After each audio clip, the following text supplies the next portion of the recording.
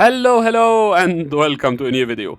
Today, guys, as the weather is kind of rainy, I'm having my cup of coffee, I'm relaxed, so I was like, let's do the video about timing charge moves. This video in particular is somewhat hard, not to explain, but as a concept, especially for new players. To be fair, even legend players, many struggle with it. It's not easy by any means. It's it's day and night in terms of performance, because most games, when you are playing at a higher level a bit, most games technically go towards very even terms. Especially, for example, if you are playing in Ultra League, the game itself, the Pokemon, themselves are very bulky. So even if you hard counter your opponent a bit, in most cases the game is still very tight. So missing moves and letting your opponent sneak and giving them extra energy basically decides if you win or lose the game. So don't take the subject lightly. I highly recommend you watch this video all the way through. I didn't put anything else next to it, just timing charge moves to make it as short as possible, but then again, past experience have taught us that I cannot make a short video, so I'm sorry in advance, bear with me. Alright, on the screen, of course, you are seeing videos playing.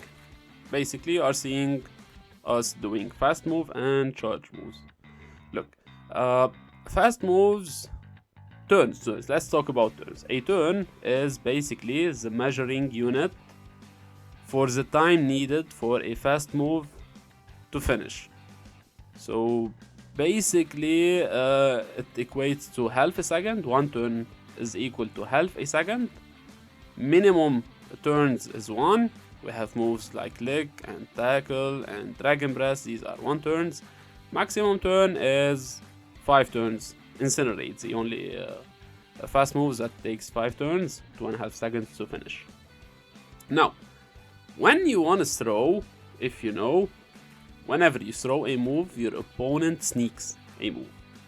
This is how the game is designed. However, it depends on where you are throwing time-wise. Like, let's say you are throwing when versus a 5-turn move. Let's say you are throwing versus an Incinerate. Okay? Now, Incinerate takes 2.5 seconds. Whenever you throw, if the Incinerate has just finished, they will sneak an entire Incinerate. If that Incinerate didn't finish, it will continue and stop. They cannot sneak multiple moves, so it's only one move. So basically, the max they can sneak if they have Incinerate is 5 turns. Now, this is the max. However, there is a minimum they can sneak, depending on your play. Now, let's say I'm having a 2-turn move. Okay, I'm playing against them, etc. I make the mistake of throwing after 5 fast moves. Let's say I have Shadow Claw. I throw 1 charge move after 5 Shadow Claws. Okay?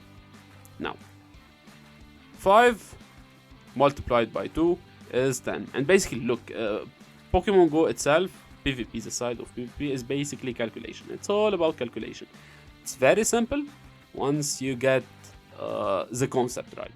Now, as we said, we throw after 5, after throwing or doing 5 Shadow Claws, meaning right now we are at 10 turns or 5 seconds. Now, I throw a move.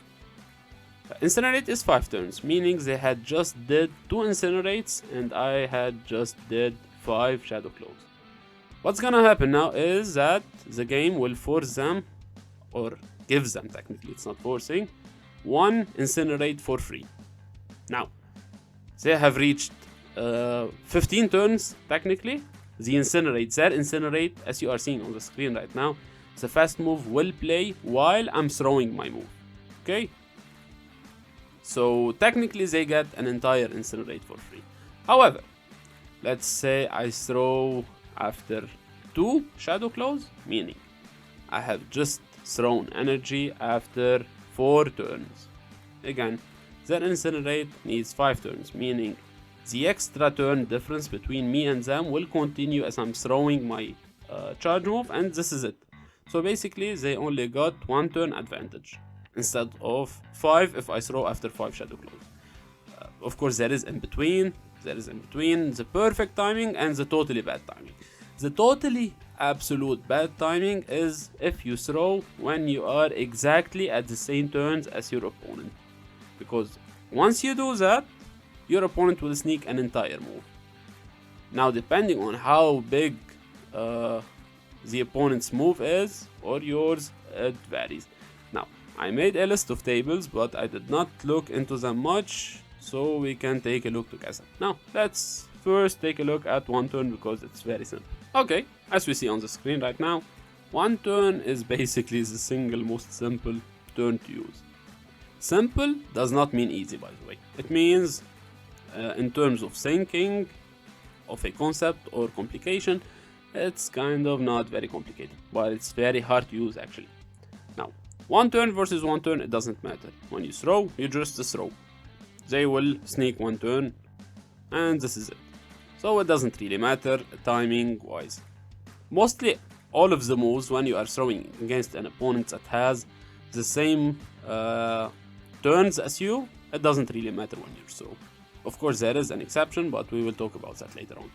Now 1 turn versus the rest, meaning 2 turns versus 2 turns versus 3 turns versus 4 turns and versus 5 turns.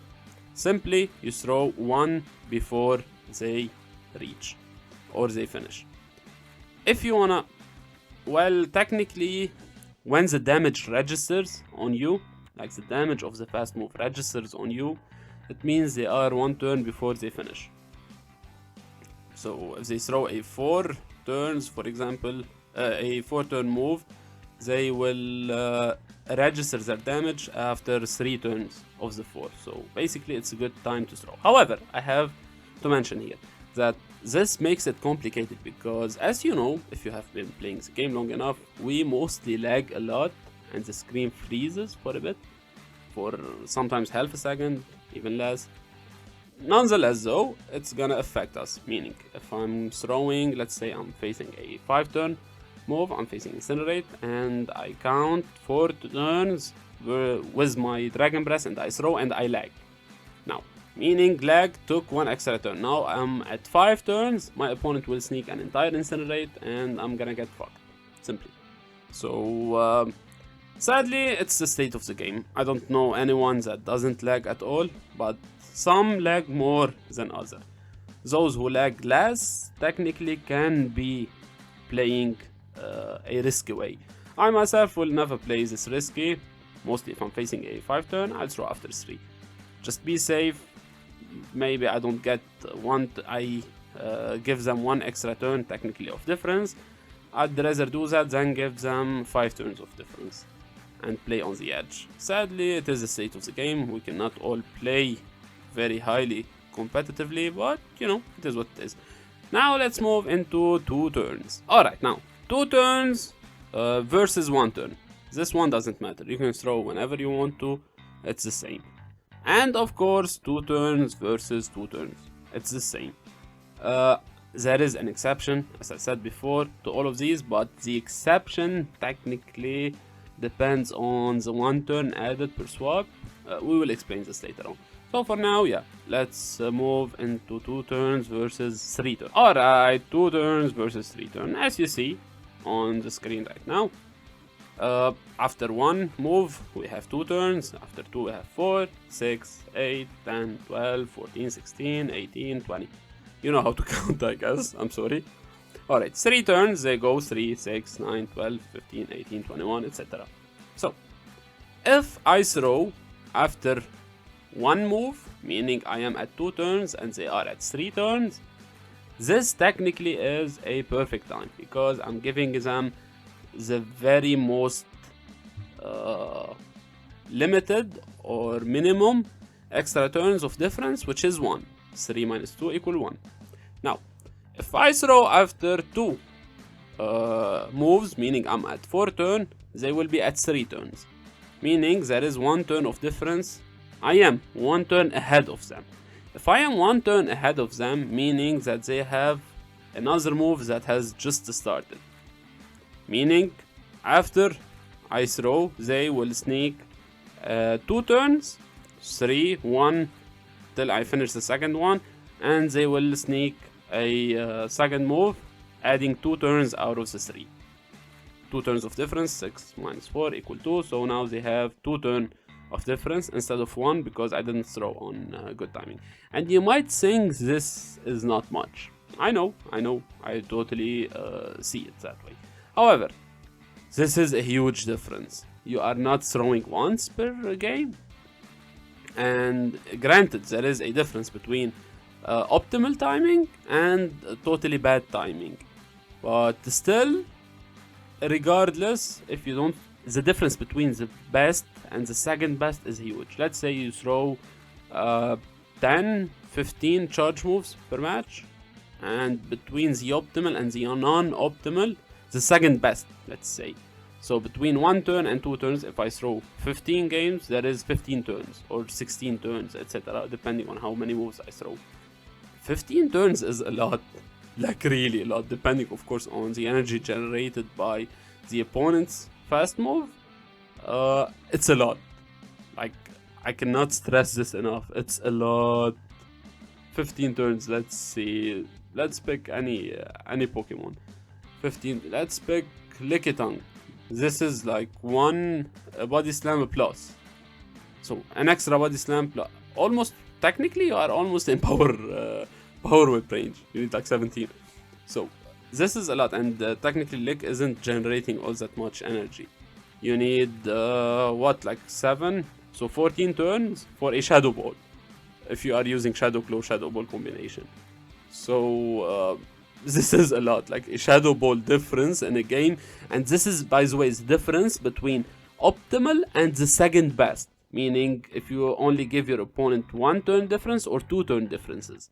Like, we are talking just about that. On the long run, this is the difference. Now, if you throw on bad timing, we are talking about 2-3 Shadow Balls. So yeah, don't sleep on it. Anyway, let's continue. Now, if I throw after 3 2-turn fast moves, I will be at 6, meaning that they will have just finished their second 3-turn move. Now, this is again the worst possible time to throw, because we are at the exact same turns. There is no difference, meaning that they will get an extra 3-turn move, so they will finish at 9. Now this will give them 3 turns difference, and this is the worst possible time you can throw versus a 3-turn. Alright? Now, after 4 is an optimal timing, because after throwing 4, I am at 8 turns and they are at 9 turns, meaning that there is only 1 turn difference. This is again optimal timing. So we have 1 after 1 move, we have optimal timing. After 4 fast moves of 2 turns versus 3 turns, we have optimal timing. If you want to continue, you can continue again. 10 will be bad because they will sneak 2 turns, and 12 they will sneak 3 turns.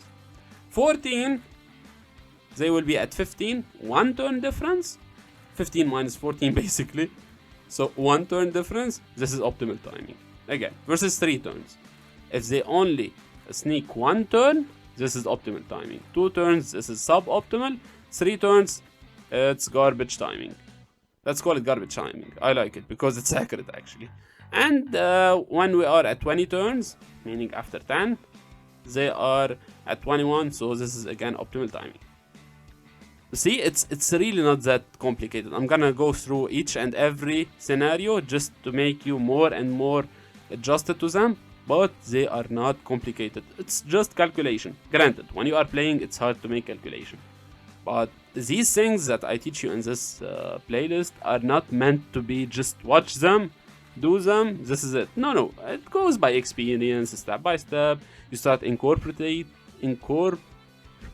I'm not gonna know how to pronounce this word, but you got the point. You need to do them step by step in order to reach it. Incorporate. Yeah, I got it. Okay, I'm not gonna edit it out.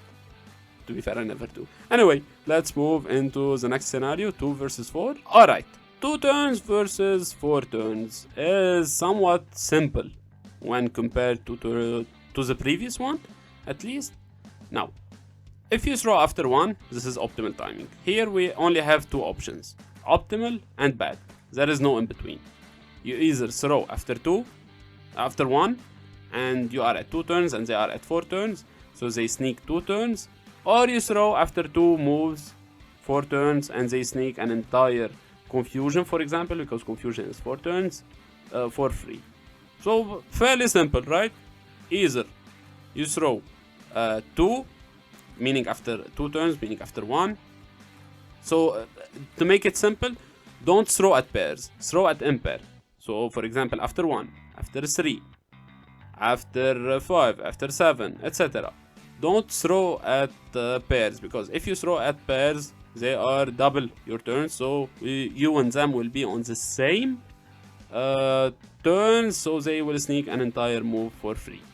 Alright, let's move into 2 turns versus 5 turns. Alright, 2 turns versus 5 turns. This is a matchup you will find a lot, because Incinerate users are somewhat common. So, what is the optimal time here? Now, if we throw after 2 moves, we are at 4, meaning they are at 5. 1 turn difference, again, this is optimal timing. So, after 2 moves, this is good.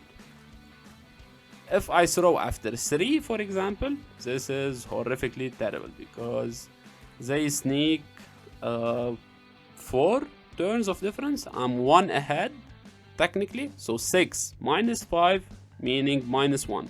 So they need 1 to complete the same turns as I do, and when I go to the move, the rest 4 turns will continue while I'm in the mini screen doing the charge move animation. So it's bad. 8 technically is second best. They only sneak 2 differences. It's not 1, but it's not terrible by any means. 10 is the worst. So if I throw after 5 moves as a 2-turn user, this is the worst possible scenario, because I'm at 10, they are at 10, so they sneak 5 extra turns of difference. Remember, when we are at the same turns and we throw, they sneak an entire move for free. And this is absolutely terrible, damage-wise and energy-wise for your opponent. Don't do that. Don't do that at any cost. Now, when we are at 14 turns, this is again optimal timing, meaning 14, meaning after 7. So, what's the best time to throw? After 2, we are at 4 turns. They are still haven't finished their first Incinerate. And when we are at 7 fast moves or 14 turns, they still haven't finished their third Incinerate. So these are optimal timing. We don't need to go past that, because you rarely do. You'll start hitting, maximum energy and stuff like that. So I don't really go a lot in this, but you get the point. Now let's move into a different move. 3 turns now. Alright, now 3 turns, much like every other fast move. It doesn't matter when you throw, when you play against a 1-turn fast move user. And the same applies when you play against a 3 turns user. Your same turns. So basically, as we said, when we are at the same amount of turns, they will always sneak. And since we both use the same turn fast move, we will always throw at the same time. So they will always sneak an entire fast move, and we will always sneak an entire fast move. So it doesn't really matter in this point. Again, unless there is a 1-turn difference swap, we talk about that later on. Alright, now let's get complicated. 3 turns versus 2 turns. Now we have gone through this scenario as a 2-turn fast move users. Now we will see it as 3 turns fast move users. Now, if we throw after 3, they are after 2. So meaning they will sneak another move. They will be after at 4 turns. So this is good. Only 1 turn of difference. They got only 1 turn. This is again optimal timing. Now if we throw at after 2, we will be at 6. They will be at 6 again after 3 moves, sorry. So they will sneak an entire one, and they will be at 2 turns difference. It's the maximum they can be at because they are a 2-turn move. So the maximum they can sneak 1 move. So again, here it's either optimal or non-optimal. There is no in between. So we throw after 1, we are good. We throw after 9, they are at 8. They go to 10, meaning they only sneak 1. It's good. So impair. In this scenario, I guess 6, 9, 15, they are at 14. 21, they are at 20, etc. So don't throw after pair numbers, throw after impair numbers. Pretty simple. Let's move into 3 turns versus 4 turns. Alright, 3 turns versus 4 turns. If we throw after the first one, there is only 1 turn difference because 4 minus 3, I feel like I'm teaching math here. I'm so sorry, but we have to. So 4 minus 3 equal 1, so this is optimal timing. They only get 1 turn extra. If we throw after 2, meaning we are at 6 turns, they would get 2 turns extra, so they will be at 8. If we throw at 9, they will be at 8 still, so they will sneak an entire fast move and get not an entire, they will get 3 turns in advance or difference between us. And if we throw after 4, they will be at 12, exactly like us, so they can get 4 turns of difference. So we are playing in optimal timing, they only get 1 turn difference. Suboptimal, they get 2 turns. Not the worst, they got 3 turns, and the absolute worst, they got 4 turns difference.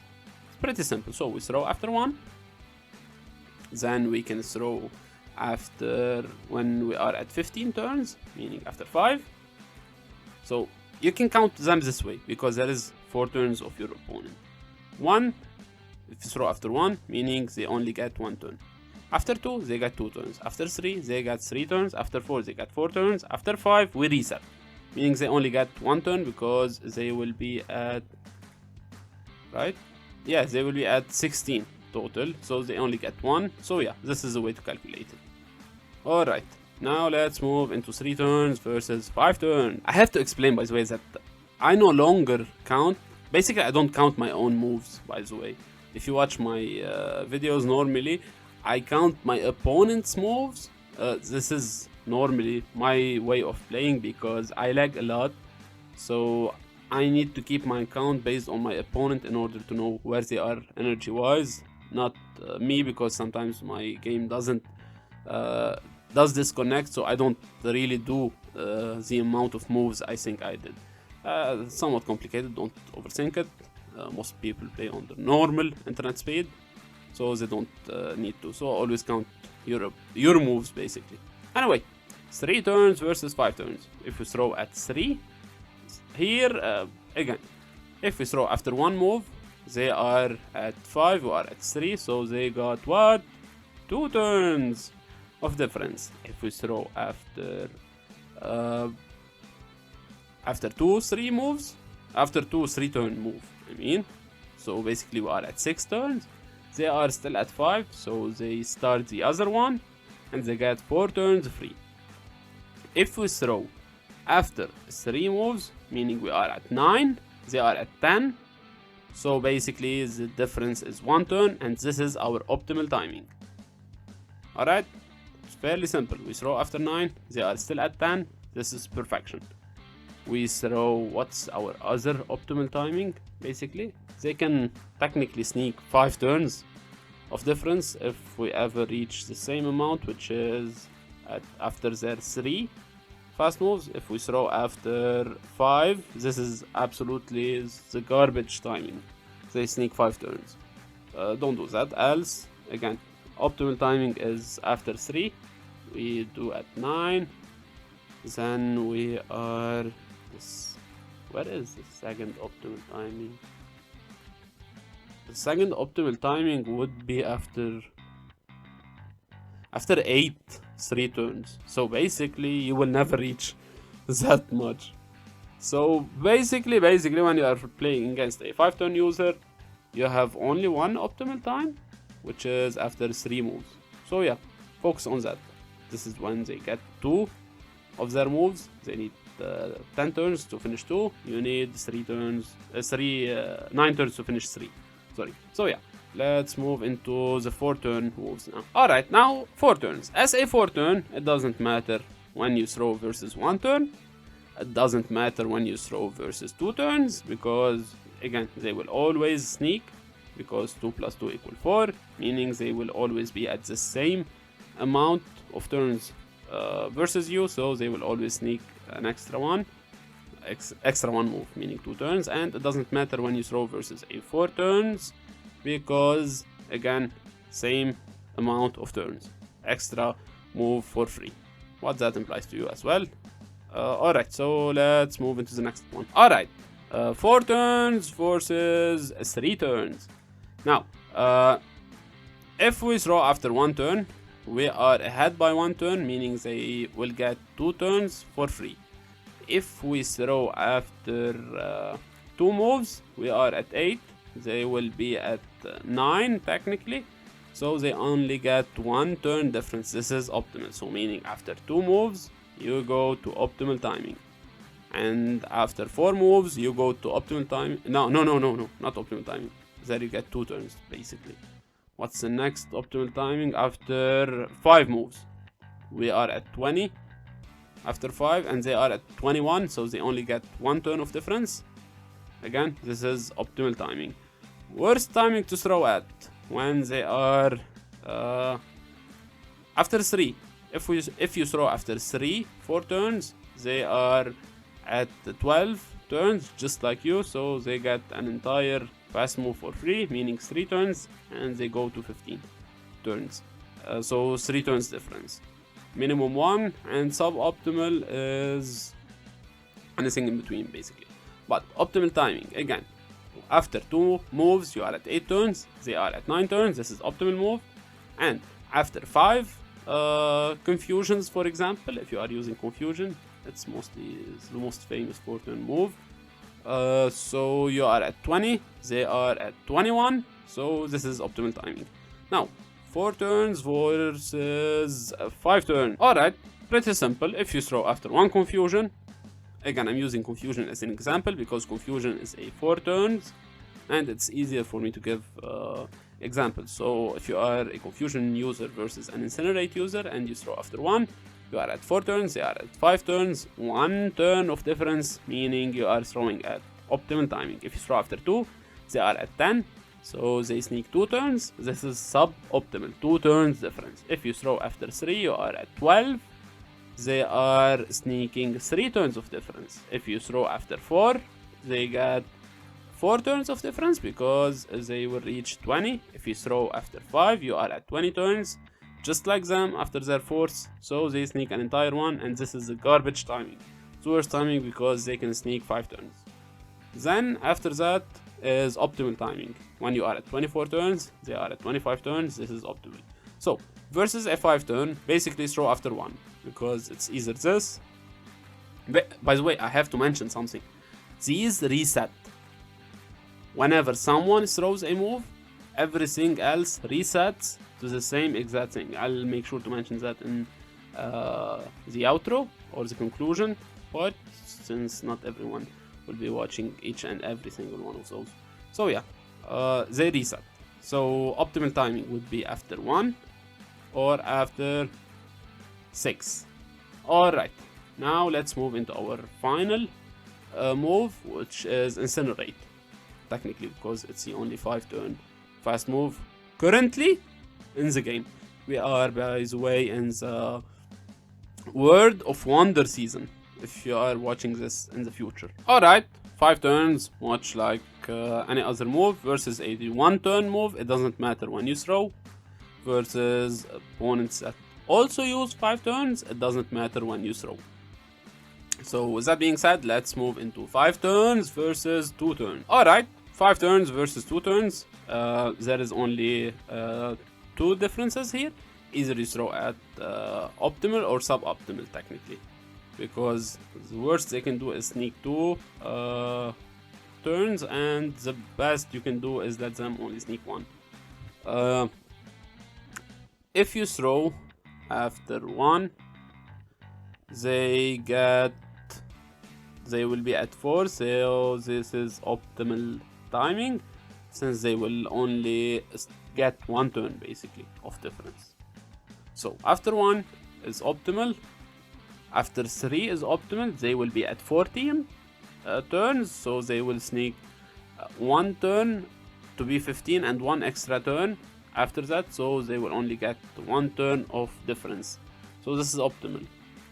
Same applies to when you are throwing after 5, because you will be at 25 turns, they will be at 24 turns. So optimal here is after 1, 3 and 5. Don't go beyond 5 basically. Okay, so now next 5 versus 3. Alright, 5 turns versus 3 turns. Now the worst possible scenario is they get an entire 3 turn fast move.